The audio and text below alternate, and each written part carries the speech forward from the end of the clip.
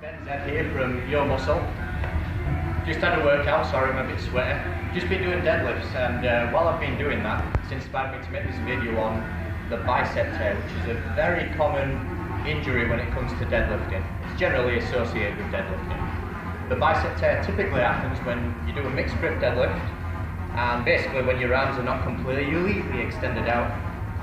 There's a slight bend in the elbow, you're contracting your bicep here, you're flexing your bicep, and then when you're picking 200, 300, 400, 500 pound off the ground, all that weight's going to your bicep can't handle it, and then your bicep tears.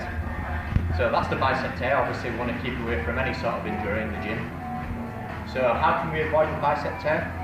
Well, something to think about is just to imagine your arms are hooks and levers, and they need to be completely extended through the duration of the exercise. How do we know our arms are completely extended? Well, if you feel your tricep contracting, so imagine you were sort of doing a tricep push down and you've got that complete extension there, that nice contraction in the tricep. That's what we're going for. If you can feel your tricep contracting, generally it means your bicep is turned off. And then we take that to the barbell.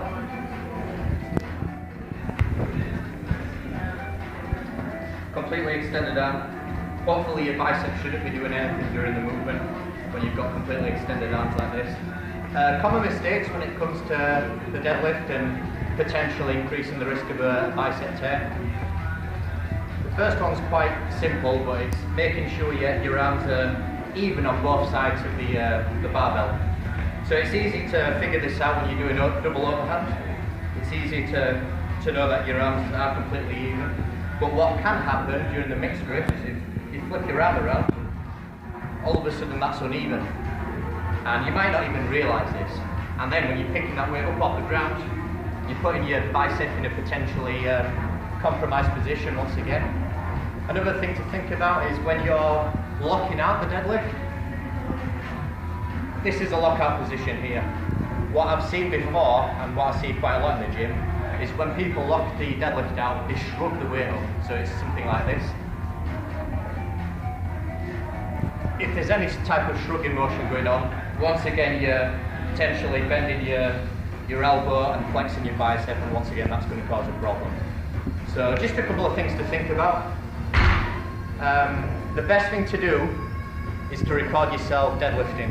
And I recommend this for any exercise in the gym, especially the bigger exercises like the squats, the bench press, the deadlift. Record yourself doing it from different angles. Make sure you are completely extending your arms out. Use those cues we've just mentioned there.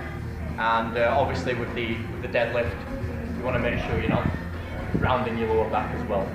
So just a few tips there, guys. Hope you found this useful, and we'll see you in the next video.